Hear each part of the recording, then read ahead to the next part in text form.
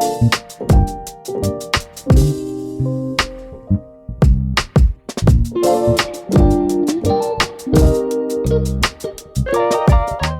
and welcome back to Dare Me to Prosper. This is episode 4, and today's episode is a topic that I'm actually really excited to talk about because it is something that I use all the time, every day, every week, multiple times a day, and I am not exaggerating when I say this is a tool that has truly changed my life. And I would not be using it on a daily basis if it hadn't. And that is ChatGPT. This is also something that I have been absolutely raving about to my friends and family, to people that I strike up conversation with. Over Thanksgiving, I was telling somebody about this. I absolutely love it. If you're not yet on the ChatGPT, I know I say it fast. It sounds like ChatGPT. I'm saying ChatGPT, I promise. But it is something that I use all the time. And it's truly benefiting me so much that I feel like I just need to tell everybody and anybody about it, because I feel like you should be doing it too, because that's how much of an impact it is having. When I say I use ChatGPT as a life coach, as a therapist, as a doctor, as an astrologer, as a psychic, as a business mentor, I am truly using it in every aspect of my life. I use it for parenting, which I've mentioned in another episode. But I truly just think it is the most valuable tool for personal growth, for professional growth. So we're going to talk about it, all the ways that I use it and all the ways that I think you should also be using it. Because as you know, this is a podcast about personal growth, spiritual growth, all of the ways that you can improve your life spiritually, mentally, physically.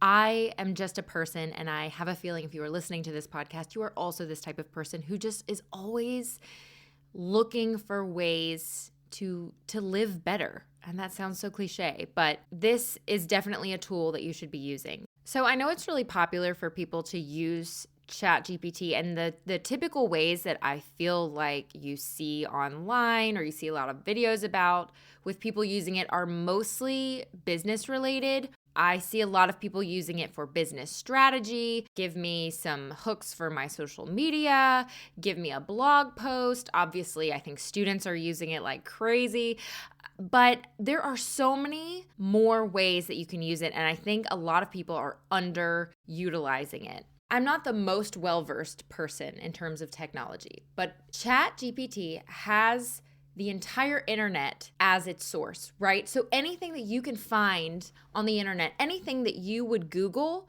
you can also discuss with ChatGPT. So if you would Google parenting tactics, if you would Google books that you want to read to better a relationship, if you want to Google resources to help you through trauma, if you want to Google fitness ideas or nutrition, you can talk to ChatGPT about that and have it do a lot of that legwork for you. And this is life-changing because not only is it going to save you time, you can specify your questions, you can specify exactly what you're looking for and have it literally do the work that a professional might do. Now, I don't think that it necessarily means that you should use ChatGPT to replace a professional if there is something you really need help with in your life. But for example, I'm not going to go hire a nutritionist because that's not a priority for me right now or something that I need. However, ChatGPT to a certain extent can do the work of a nutritionist for me. If I tell ChatGPT to come up with a meal plan or come up with a fitness routine, it can do that for me. And that is invaluable to have, especially because it's free. So let me just go through some of the ways that I've been using it in my life and what exactly that looks like, okay? So one of the first ways that not everybody is doing and more people should be doing is helping me problem solve and get emotional support. And I have a therapist, okay? I meet with a therapist, and that is invaluable. I would not say that this replaces that. However, if you cannot afford a therapist, if maybe that's not a priority right now, but you have a specific thing in your life that you need help with, ChatGPT. Because here's what it's going to do. ChatGPT is like a third party that is not biased in your emotional situation, whatever it is. If you're having an issue at work, if you are having an issue in your marriage, if you are having an issue with a friend, a sibling, a parent, whatever, you can give ChatGPT information pertinent to your situation. And it is a non-biased party that can help you sort through that and find a different perspective, find a strategy, find a leg to stand on emotionally. ChatGPT is not judging you. It is not judging other people. Therefore, it is a really healthy third-party perspective to give you clarity on certain situations. So I have asked it about family drama. I have asked it about marital situations. I have said, hey, I see this and this and this and this trait in this person. Do you think that this person might have this mental disorder?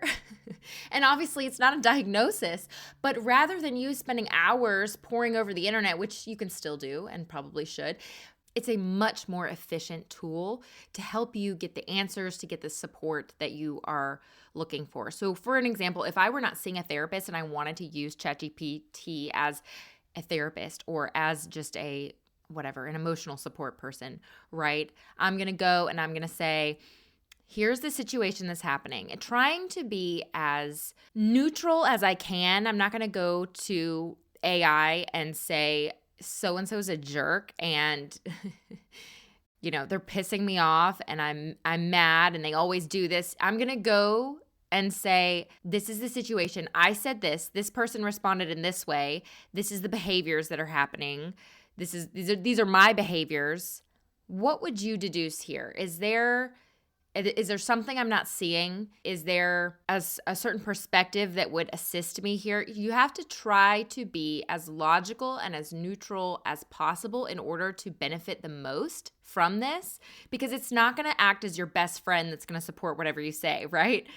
You could probably tell it to do that and it would, but that would not be very useful to you. You want to benefit from the fact that this is a very neutral tool and try to put in the facts. At least that's how I would suggest using it. So for example, while recording this podcast, I was feeling unsatisfied with the outline that I had, which ChatGPT helps me write, by the way. I'm going to switch to saying AI because saying ChatGPT a million times is actually really annoying. I was not satisfied with it. So I paused this and I went back to ChatGPT and I said, you know what, let's change this outline, change this, change that. And it wrote me a new one in 3 seconds. And now here I am continuing to podcast. I'm also a little bit flustered because this is the first time I'm trying to record on my phone as well so that I can post on TikTok. If you're not following me over there, go follow me on TikTok. But I'm trying to record for TikTok as well. And it's very distracting. So I feel a little bit choppy in this episode, but nevertheless, the show must go on. So speaking of relationships, a very important relationship that I have used AI for multiple times is parenting. The amount of solid parenting advice I have gotten from ChatGPT is amazing. In fact, I talked about this on the last episode, so I don't want to overdo it too much, but essentially one of my favorite things to do with it is have the AI summarize different parenting books specifically that I'm interested in, that I want to use as a resource, right? Because there are so many different ways that you could go with parenting advice because there's so many different parenting strategies. So if I just ask AI to pull some parenting advice for me from the internet, is it going to be gentle parenting? Is it going to be authoritative parenting? Is it going to be, what kind of parenting advice are we looking for? So what I like to do specifically is ask AI, summarize all of these books for me. These are the books. I give it 4 or 5 books that I personally know are good or that they align with my own parenting strategies. I say, give me the highlights of these books. Give me the action points of these books specifically, and then using the information from those books, help me figure out an action plan for this situation that is going on with my child. So based on what these authors suggest in all of these books together, combine all of that and then apply it to this specific situation. I have an 8-year-old boy that's doing XYZ. I have a little girl who I need help, blah, blah, blah. That is there is no other world. You would have to read all of those books fairly close together, retain all the knowledge, and really sit down and write like a research paper in order to get that same amount of information out of that. It is so invaluable, and it's completely changing the way that I parent, to be completely honest. So just as an example, you could also ask questions like, what are some gentle discipline strategies for a 5-year-old using gentle parenting strategies if you're consider yourself a gentle parent? Or, I want to validate my child's feelings, but I also want to hold firm boundaries. How do I talk to my teenager about setting boundaries with social media? Can you give me a fun activity for a rainy day with a toddler? My baby, you know how much moms Google when they have a baby? When you are in those little baby years, especially 0 to 1, you are Googling like an insane person because you're so worried about every little thing, especially if you're a first-time mom. Going to ChatGPT with some of those concerns, I wish I had had this. I wish I had had this when all of my children were babies. It would have saved me probably a lot of time and anxiety, to be honest. So again, I talked about that a lot in episode 3, so I don't want to harp too much on that. Go check out that episode if you haven't already and you are a parent. Another thing that I really use it for often is astrology. Now, hear me out if you are not super into astrology or just not super familiar with it. It is only something that I have been learning more and more about in the last year or so. It is very daunting. It is truly a science, and it's very in-depth. There's a lot to it, and so it takes a while to really study and understand, and I am just scraping the surface of it right now. But something that I have done that has been very helpful is you can give ChatGPT your placements if you know your birthplace, birth time, obviously birth date. I like to go and actually look up my exact chart again because it's pulling from the internet, and there are different ways of producing a birth chart. Those placements could change slightly based on the information that it finds. So I like to go get my own birth chart and then give it the placements myself to say, I'm a Gemini sun, Gemini moon, I'm a Scorpio rising. Here's where all of my planets are in their houses. And again, that might take a little bit more research if you're not there yet. But doing that has been so helpful for just predicting the energy of what is upcoming or certain areas of my life. So for example, I could say, what does my North Node in Aquarius mean for my life purpose? I do have a North Node in Aquarius.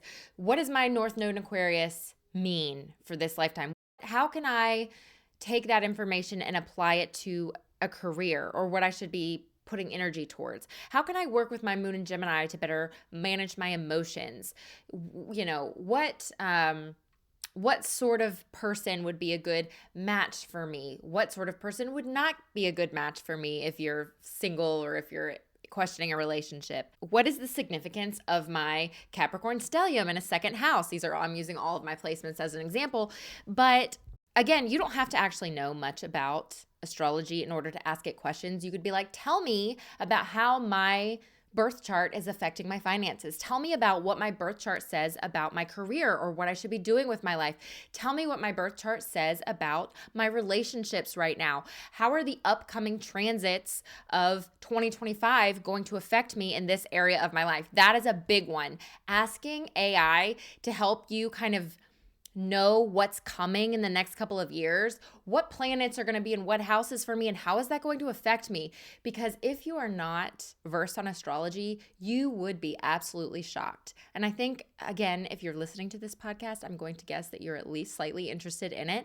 All that to say, invaluable information. Having that sort of information at my fingertips has helped me make so many decisions, has helped me kind of sort through my own thoughts on what I want to do or what energy I want to put in here or there, or gosh, just what to expect, especially since life is really chaotic and difficult right now for a lot of people. Having kind of a heads up of, hey, this might be a challenging year for you relationally, or hey, this is a really good time to focus on your career.